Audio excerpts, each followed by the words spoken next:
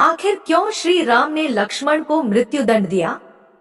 रामायण में एक ऐसी घटना का वर्णन मिलता है जब भगवान श्री राम को अपने प्रिय अनुज लक्ष्मण को मृत्युदंड देना पड़ा।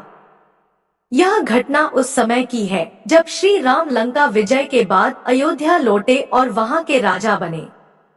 आइए जानते हैं कि आखिर क्यों भगवान राम को न चाहते हुए भी अपने भाई लक्ष्मण को मृत्युदंड देना पड़ा।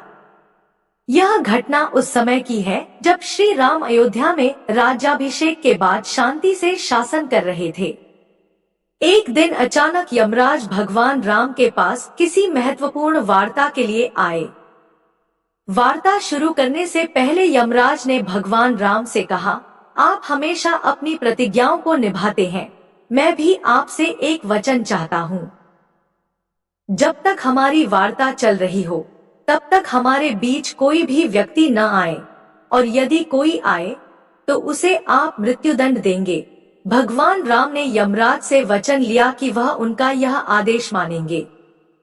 राम ने अपनी प्रतिज्ञा के अनुसार लक्ष्मण को द्वारपाल नियुक्त कर दिया और कहा कि जब तक उनकी और यमराज की वार्ता चल रही हो तब तक किसी को भी भीतर प्रवेश करने की अनुमति नहीं देनी है। यदि कोई अंदर आया तो उसे मृत्युदंड मिलेगा। लक्ष्मण ने भाई की आज्ञा का पालन करते हुए द्वारपाल का कार्य संभाला। कुछ समय बाद ऋषि दुर्वासा का आगमन हुआ। जब ऋषि दुर्वासा ने लक्ष्मण से भगवान राम को उनके आगमन की सूचना देने के लिए कहा तो लक्ष्मण ने विनम्रता से मना कर दिया। इस पर ऋषि दुर्वासा क्रोधित हो गए और उन्होंने अयोध्या को श्राप देने की धमकी दी। लक्ष्मण को यह स्थिति बहुत कठिनाई में डाल दी, क्योंकि अब उन्हें एक विकल्प का सामना करना था, या तो वे भगवान राम की आज्ञा का उल्लंघन करते हुए ऋषि को सूचित करते, या फिर वे अयोध्या के पूरे नगर को ऋषि के श्राप से बचाने के लिए स्वयं को बलिदान करते। लक्ष्मण ने तुरंत निश्चय किया कि वे अपने जीवन का बलिदान देंगे ताकि अयोध्या के लोग ऋषि के श्राप से बच सकें। उन्होंने भीतर जाकर ऋषि दुर्वासा के आगमन की सूचना दी। भगवान राम ने शीघ्र ही अपनी वार्ता यमराज के साथ समाप्त की और ऋषि दुर्वासा का सम्मानपूर्वक स्वागत किया।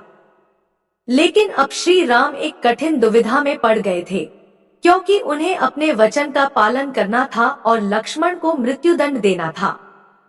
वे यह नहीं समझ पा रहे थे कि अपने प्रिय भाई को मृत्युदंड कैसे दें, लेकिन चूंकि उन्होंने यमराज से वचन लिया था, उन्होंने इसे निभाना ही था।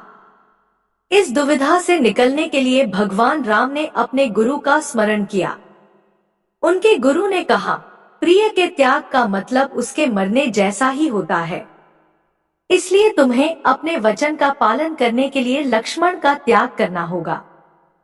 गुरु की बात सुनकर श्री राम ने लक्ष्मण को त्याग देने का मन बना लिया।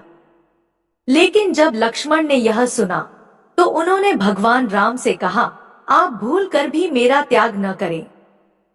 अगर मुझे आपके वचन का पालन करते हुए मृत्यु का सामना करना पड़े तो मुझे यह स्वीकार है, लेकिन आपसे दूर रहकर जीवन बिताने से तो यह अच्छा है कि मैं आपके वचन की पालना करते हुए मृत्यु को गले लगा लूं।